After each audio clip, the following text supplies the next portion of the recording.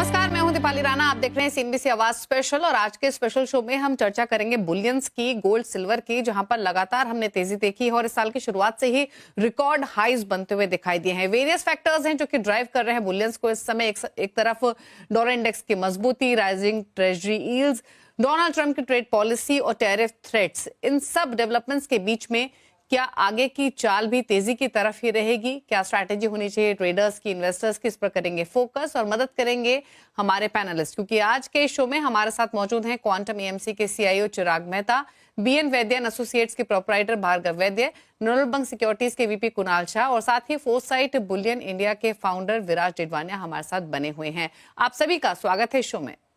सबसे पहले तो इनफैक्ट जो ट्रंप की तरफ से डेवलपमेंट लगातार हो रही है उस पर ये कमेंट ले लेते हैं। चिराग, आपकी रीडिंग, अंडरस्टैंडिंग क्या कहती है? हर रोज हम टैरिफ थ्रेट के डर से गुजर रहे हैं। अब चाइना पर एडिशनल टैरिफ की बात हो रही है, मैक्सिको पर 25% टैरिफ की बात हो रही है। एक चीज तो क्लियर है कि शायद जो सेफ हेवन बाइंग हमने स्पेशली गोल्ड में बनते हुए देखी है, उस तरीके का ट्रेंड शायद आगे भी देखने को मिले। कैसे देखते हैं आप इस पर्टिकुलर डेवलपमेंट को और उसका एक रेस्पेक्टिव इम्पैक्ट गोल्ड पर? मेरे हिसाब से एक कंसेंसस बना हुआ है कि ये जो टैरिफ्स है एक नेगोशिएटिंग टैक्टिक है जो यूएस ने पॉलिसी मेकिंग में हमने देखी है। सो ओवरऑल अनसर्टेनिटी इसके वजह से शॉर्ट टर्म में रहेगी, but it will all settle down over a period of time.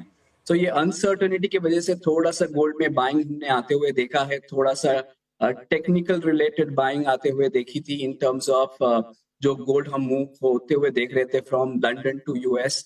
सो उसके वजह से हमने थोड़ा सा स्ट्रेंथ देखा था गोल्ड में ओवरऑल। लॉन्ग टर्म फंडामेंटल्स अभी भी इंटैक्ट है गोल्ड में। ये जो अनसर्टेनिटी है आई थिंक शॉर्ट टर्म में प्ले आउट होगी, इस वजह से थोड़ा सा इंटरेस्ट रहेगा गोल्ड में। बट लॉन्गर टर्म ये सब सेटल होते हम आगे देखेंगे, क्योंकि यूएस पे भी इसका टैरिफ्स का इम्पैक्ट है। It's not that US is immune from these tariffs. जब भी टैरिफ्स लगाएंगे तो उनके यहाँ पे इन्फ्लेशन बढ़ सकता है ओवरऑल। सो आई थिंक उन्हें भी इस बात का अंदाजा है कि it could be inflationary in nature. So कैसे इन्फ्लेशन को कंट्रोल करते हुए कि they can get a good bargain from other economies, वही यहाँ पे एक स्ट्रैटेजी है उनकी। So I think short term में ये थोड़ा सा uncertainty and in terms of उसका इम्पैक्ट आते हुए देखेंगे। मगर ओवरऑल जो ट्रेंड है in terms of the long term जो हम देख रहे हैं, एक जब भी यूएस या कोई बड़ी इकोनॉमी अपनी जीडीपी कम शेयर करना चाहती है दूसरे लोगों से, और वो जो रिजर्व करेंसी होती है वहां पे थोड़ा थोड़ा interest overall over a period of time कम होते देखेंगे हम। सो जैसे US dollar as a percentage of reserves of other countries या as a form of payments, वो हम कम होता हुआ देखेंगे। और ओवरऑल डाइवर्सिफिकेशन का जो ट्रेंड है गोल्ड में वो जारी रहेगा बिकॉज ऑफ द पॉलिसीज जो यूएस अपना रही है। So short term I think थोड़ा इंटरेस्ट रहेगा, then we can see some impact in terms of reducing uncertainty, और वहां पे थोड़ा सा गोल्ड में इंटरेस्ट कम हो सकता है। And then again long term जो ट्रेंड है अभी भी इंटैक्ट है गोल्ड में। अच्छा मिस्टर वैद्य, जब जैसे चिराग भी कह रहे थे कि लॉन्ग टर्म ट्रेंड अभी भी इंटैक्ट है, अगर हम टिल नवंबर दिसंबर भी देखें तो ये एक्सपेक्टेशंस थी नहीं कि इतनी तेजी से गोल्ड के प्राइसेस सिर्फ जनवरी में या मिड फरवरी तक इतना इंक्रीज हो जाएंगे। और जितने भी ट्रिगर्स की हम बात कर रहे हैं सब एक दूसरे से इंटरलिंक्ड है, फिर चाहे वो ट्रंप की ट्रेड पॉलिसीज हो, डॉलर इंडेक्स की मूवमेंट हो, ट्रेजरी यील्ड्स में जिस तरीके के प्राइसेस हमने सर्ज होते हुए देखे हैं। दूसरी तरफ जैसे चिराग भी मेंशन कर रहे थे, inflation, recent inflation data due है, लेकिन फेडरल रिजर्व ने जैसे हिंट किया है कि 2025 में मॉडेस्ट कट होंगे, तो ये सब एक दूसरे से लिंक्ड है। अब इन सभी फंडामेंटल्स को मिलाकर देखें तो आपकी राय क्या रहेगी? जब हम लॉन्गर टर्म की बात कर रहे हैं तो अगर हम सिर्फ कैलेंडर 2025 की बात करें तो क्या एक्सपेक्टेशंस हैं आपके प्राइस मूवमेंट को लेकर और इन तमाम ट्रिगर्स को लेकर? देखिए, तमाम ट्रिगर्स को लेकर हम एक आशा कर रहे हैं कि थोड़े सेंस सब जगह वर्ल्ड में प्रिवेल करेगी। हम मिडिल ईस्ट क्राइसिस की बात करें, इजराइल और हमास की बात करें, या हम यूक्रेन और रशिया की बात करें, और जैसे होता है कि प्रायोरिटी जो लेटेस्ट न्यूज होता है उस पर ज्यादा आ जाती है। जैसे हम आज बात कर रहे हैं तो खाली ट्रंप की पॉलिसी के लिए बात करें, मगर ये तीनों ट्रिगर के हिसाब से गोल्ड में एक बहुत बड़ी मूवमेंट आई है। हमास इजराइल और इन यूक्रेन रशिया, ये जियो पॉलिटिकल डिस्टर्बेंसेस, और जो अपना trade disturbances which has been threatened, जैसे चिराग ने बहुत अच्छी तरह कहा कि ये एक टेक्टिक है नेगोशिएशन की। ये सभी चीज की एक इफेक्ट हुई है गोल्ड पे, जिसके लिए एक लॉन्ग टर्म जो बुलिश नेचर था उसमें एक बहुत बड़ा स्पाइक आ गया। तो मुझे I don't know whether correct word है, मेरी आशा है या मैं धारता हूं, वो दोनों में नहीं, शायद मेरी आशा ज्यादा है कि एक $250 to $300 का करेक्शन आए, और जो एक सडन स्पाइक हुई है $350-400 की, उसमें एक करेक्शन आएगा और हम गोल्ड को एक लोअर ट्रेंड में आप 2600 to 2650 के करीब देख सकेंगे ये साल में, और रुपी टर्म्स में भी आप एक $4-5 की करेक्शन देख सकते हैं। तेजी तो सिल्वर में भी बनी है, हालांकि उतना तेजी से नहीं बढ़ा है आगे जितना हमने गोल्ड में तेजी आते हुए देखी है। सिमिलरली जो नियर टर्म में हमने प्राइसेस भी थोड़ा हल्के होते हुए देखे, सिल्वर के उतने नहीं हुए हैं। लेकिन एक एक्सपेक्टेशंस ये थी अब से कुछ महीने पहले कि शायद इस साल सिल्वर एक आउट परफॉर्मेंस दिखाएगा, जो सो फार तो देखने को नहीं मिला है। अब कैसे आप देखते हैं सिल्वर को? आपने काफी कुछ तो बोल ही दिया। Gold has out perform silver. तो ईटीएफ में जब हम बात करते हैं तो इनफ्लोज ज्यादा सिल्वर में आ रहे हैं, गोल्ड में कम आ रहे हैं। More and more investors are choosing to invest in silver than to invest in gold. और जब हम फिजिकल का बात करें तो फिजिकल चांदी में एटलीस्ट ये फरवरी महीना काफी स्लो रहा है। ज्यादा फुटफॉल्स नहीं आए हैं दुकानों में, और जो आ रहे हैं वो भी अपना चांदी लेके आ रहे हैं। तो ओवरऑल फिजिकल डिमांड तो काफी स्लो रहा है। अभी अगर आप प्राइस का पूछोगे मुझे, तो मेरा अंदाज है कि अगले महीने 1.5 महीने में थोड़ा सा बेरिश है, पर 3 से 6 महीने में अक्रॉस द मार्केट सब बोलते हैं कि चांदी का भाव ऊपर जाना चाहिए। अच्छा कुणाल, आपकी राय क्या है? जो $3200-3300 के टारगेट्स की हम अभी बात कर रहे थे, आपने कुछ अपने टारगेट्स गोल्ड के रिवाइज किए हैं क्या? और साथ ही साथ गोल्ड के साथ साथ सिल्वर पर भी अपना व्यू दीजिए, क्योंकि जिस तरीके का प्राइस ट्रेंड हमने रिसेंटली देखा है, अब यहाँ से क्या व्यू है? जी, मेरा जो गोल्ड का टारगेट था वो 3000 और मैक्सिमम ऑन दी अपसाइड $3050, जो पूरे साल में तेजी होनी चाहिए थी वो तेजी 2 महीने में ही हो गई है। सो दूसरा चीज जो मोस्ट इम्पोर्टेंट है गोल्ड के लिए, सो $3000 पे हमको $3000 के लेवल पे देखना है, क्या सेंट्रल बैंक एग्रेसिवली वो लेवल पे बाय करने आती है या नहीं। सो मेरी राय में 2800 2780 के आसपास बॉटम फॉर्मेशन होना चाहिए फिर से गोल्ड का, और अपसाइड में बहुत एग्रेसिव 3200-3300 के टारगेट रखने से रियलिस्टिक टारगेट में रख रहा हूँ $3000-3050 का।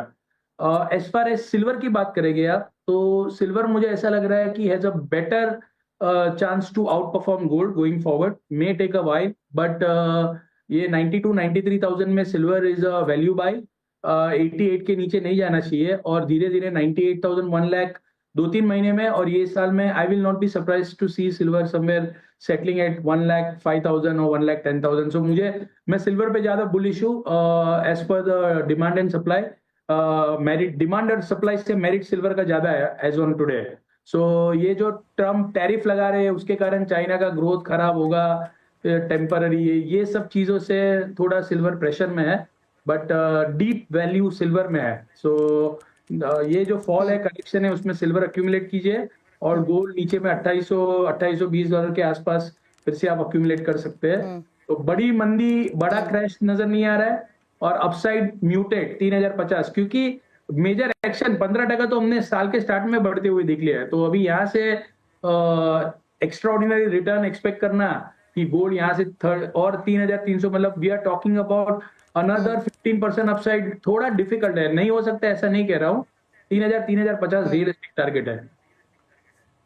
ओके, तो चलिए, तो टारगेट्स की बात हुई, एक ब्रॉडर आउटलुक दिया आपको लॉन्ग टर्म पर्सपेक्टिव से कुणाल आपसे नियर टर्म व्यू भी लेंगे, ट्रेडिंग पर्सपेक्टिव से भी सोने चांदी के भाव को लेकर क्या राय है आपकी, लेकिन उससे पहले क्विकली एक राय चिराग की और ले लेते हैं। अच्छा चिराग, ये बताइए, अब जैसे जो तमाम पैनलिस्ट सब यही मानते हैं कि लॉन्ग टर्म जो ब्रॉडर आउटलुक है गोल्ड को लेकर वो पॉजिटिव ही है, तो अभी इन्वेस्टर्स को आप क्या सजेशंस दे रहे हैं, अपने क्लाइंट्स को क्या सजेशंस दे रहे हैं? दो तरीके के इन्वेस्टर्स होंगे आई एम श्योर, एक वो जो अच्छे प्रॉफिट्स पर हैं, क्या उन्हें थोड़ा प्रॉफिट लेना चाहिए, और दूसरी तरफ वो जो अभी भी एंट्री जिन्होंने मिस कर दी है और आप प्लान कर रहे हैं, दोनों के लिए आपका सजेशन क्या है? जी, गोल्ड का एक रोल होता है पोर्टफोलियो में, एक डाइवर्सिफिकेशन का, और ऐसे मार्केट में जब इक्विटीज गिर रहे हैं, गोल्ड ने अपना रोल अच्छे से निभाया है। At some point in time आपको अपना पोर्टफोलियो रिव्यू करके देखना चाहिए कि आपके एलोकेशन स्क्यूड तो नहीं हो गए हैं, और अभी ये टाइम पे आपके एलोकेशंस काफी स्क्यूड हो गए होंगे क्योंकि इक्विटीज गिर रहे हैं, उनका एलोकेशन नीचे आ गया होगा, और गोल्ड बढ़ रहा है तो उसका एलोकेशन ऊपर हो गया होगा।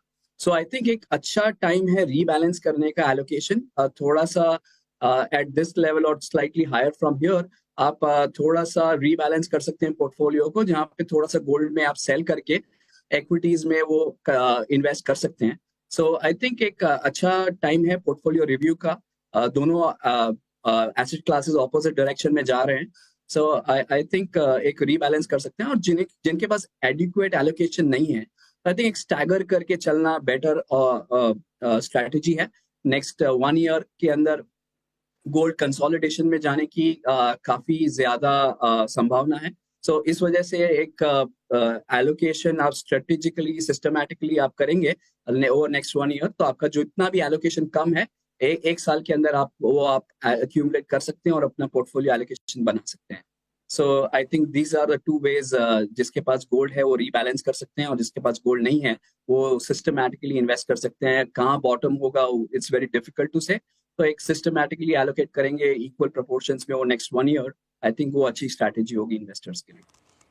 ओके, तो थोड़ा सा पोर्टफोलियो रीबैलेंस करने की जरूरत है, थोड़ा प्रॉफिट भी लेने की जरूरत है, और स्टैगर्ड वे में बाइंग भी की जा सकती है, लेकिन वो आपके ओवरऑल पोर्टफोलियो कॉन्स्टिट्यूशन के हिसाब से आपको डिसीजन लेना है। चलिए रुक रहे हैं, इसी के साथ एक ब्रेक के लिए लौटेंगे तो इस चर्चा को आगे और बढ़ाएंगे, समझने की कोशिश करेंगे कि जो इन्वेस्टर्स एंट्री लेना चाहते हैं उनके लिए क्या बेस्ट ऑप्शंस फिलहाल रह सकते हैं, साथ ही नियर टर्म आउटलुक भी लेंगे। जल्द वापस आते हैं एक छोटे से ब्रेक के बाद।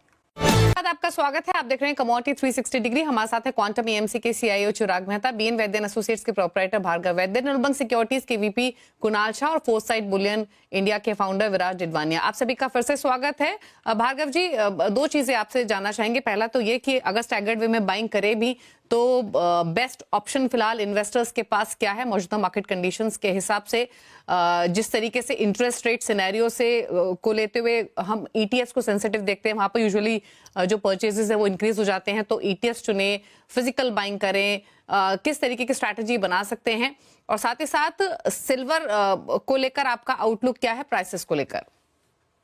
देखिए, अगर सोवरिन गोल्ड बॉन्ड का कोई भी स्ट्रैंड आए तो it will be the best investment model for retail investors, और बाकी के लिए आपकी साइज के ऊपर डिपेंड करता है, और आउटलुक के लिए gold ETF for a structured player वो सबसे अच्छा फॉर्मेट है, मगर आपको याद रखना चाहिए कि उसमें एक 1% का लोड आता है।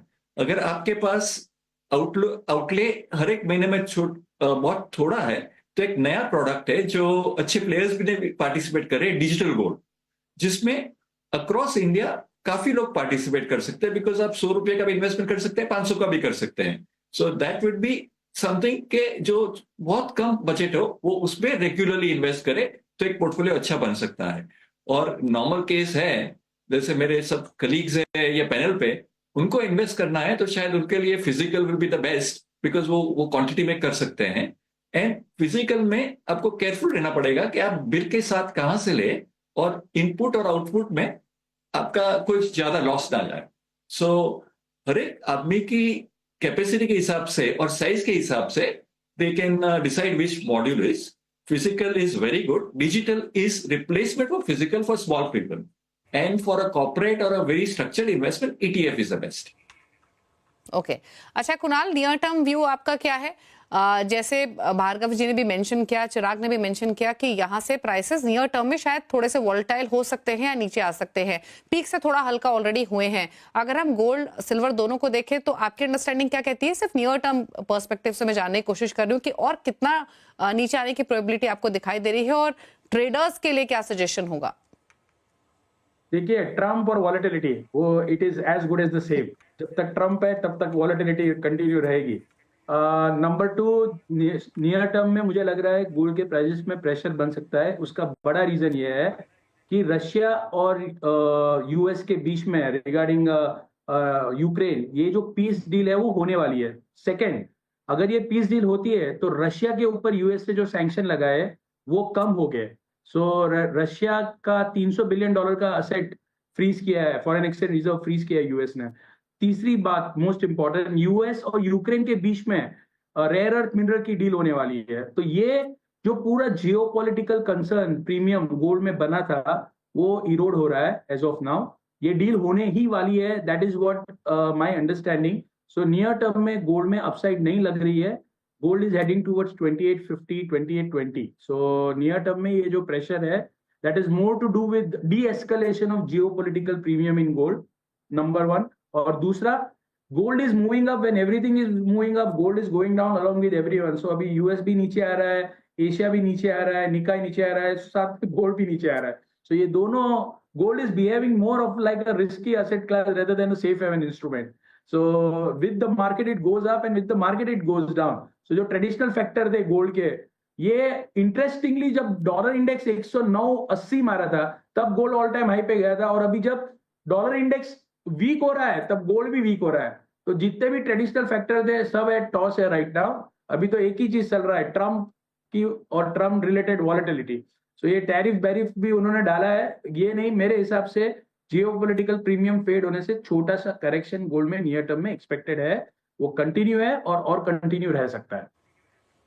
ओके अच्छा, विराट, जैसे आपने कहा कि नियर टर्म में तो इन्वेस्टमेंट डिमांड कोई बहुत एनकरेजिंग नहीं रही है सिल्वर में, बट क्या एंटिसिपेट करें कि यहाँ से पिकअप होगी जिस तरीके का आउटलुक है प्राइसेस को लेकर? दीपाली जी, सिल्वर और गोल्ड में थोड़ा सा फर्क है। About 50% of global silver industrial use में यूज होता है, जैसे सोलर पैनल्स में, इलेक्ट्रिकल कॉन्टैक्ट्स में। तो वो जो सिल्वर का इंडस्ट्रियल यूज है वो काफी स्ट्रांग है। जो सेफ हेवन है, मैं मानता हूं जो बाकी पैनलिस्ट ने बोला कि अभी जो रशिया यूक्रेन वॉर है, इजराइल हमास का जो कॉन्फ्लिक्ट है, वो सेटल होने के डायरेक्शन में है। तो I think the safe haven demand for silver थोड़ा डाउनवर्ड की तरफ लेके जाएगा, पर इंडस्ट्रियल यूज या तो स्टेबलाइज करेगा या ऊपर लेके जाएगा। तो I am bullish on silver. अगले 3 से 6 महीने में ऊपर की तरफ ही जनरल सबका मानना है कि चांदी का भाव ऊपर ही जाएगा। अच्छा, एक लास्ट कमेंट चिराग आपसे, जैसे आपने कहा आपसे कुछ देर पहले कि पोर्टफोलियो रीबैलेंस करने की जरूरत है, तो रीसेंट ट्रेंड्स आपने क्या नोटिस किए? क्या जब हम गोल्ड प्राइसेस में सर्ज देख रहे थे या फिर इक्विटीज में थोड़ा प्रेशर देख रहे थे, तो अगर हम ओवरऑल म्यूचुअल फंड ट्रेंड समझने की कोशिश करें तो क्या गोल्ड रिलेटेड प्रोडक्ट्स में एलोकेशन बढ़ता हुआ दिखाई दिया था? और एक आइडल पोर्टफोलियो की बात करें तो यूजुअली हम 5 से 10% बात करते हैं कि गोल्ड में एक्सपोजर रखे ओवरऑल पोर्टफोलियो, क्या उसी कॉन्स्टिट्यूशन के साथ अभी भी रहना चाहिए इन्वेस्टर्स को? जी, हमने काफी अच्छा पार्टिसिपेशन आते हुए देखा है लास्ट 1 साल में गोल्ड ईटीएफ्स में। करीब 15 लाख नए इन्वेस्टर्स ऐड हुए हैं। आज गोल्ड ईटीएफ्स के टोटल फोलियोज जो है around 65 lakh folios, 65 lakh investors हो गए हैं, जो 10 साल पहले करीब 4-5 लाख थे। सो काफी अच्छा पार्टिसिपेशन आते हुए देखा है। और फ्लोज की बात करें तो करीब 15,000 करोड़ के नए फ्लोज आते हुए देखे हमने गोल्ड ईटीएफ्स में लास्ट 1 साल में। सो काफी अच्छा पार्टिसिपेशन आते हुए देखा है। जैसे अनसर्टनिटी बढ़ रही है या इक्विटी मार्केट्स में वोलेटिलिटी बढ़ रही है, तो वहां पे हमने पार्टिसिपेशन वो टाइम पे ज्यादा आते हुए देखा है। तो ये ट्रेंड हमें लगता है जारी रहेंगे। गोल्ड ईटीएफ से एक अच्छा एवेन्यू है इन्वेस्टर्स को इन्वेस्ट करने के लिए। टोटल AUM 51,000 करोड़ के ऊपर चला गया है। सो ओवरऑल हम काफी अच्छा मोमेंटम देख रहे हैं गोल्ड ईटीएफ्स में। जब से सॉवरेन गोल्ड बॉन्ड के ट्रांचेस कम हुए, आई थिंक लोगों को लगता है कि गोल्ड ईटीएफ्स ही एक अच्छा एवेन्यू है इन्वेस्ट करने के लिए। सो हम interest overall because of other options going down या interest in gold been high, हमने काफी अच्छा पार्टिसिपेशन आते हुए देखा है। तो चलिए शुक्रिया आप सभी का, सभी पैनलिस्ट का इस शो में आने के लिए और हर पर्सपेक्टिव से राय देने के लिए, फिर चाहे वो फंडामेंटल्स हो, इन्वेस्टमेंट सजेशंस ही क्यों ना हो या पोर्टफोलियो बिल्डिंग की बात ही क्यों ना हो।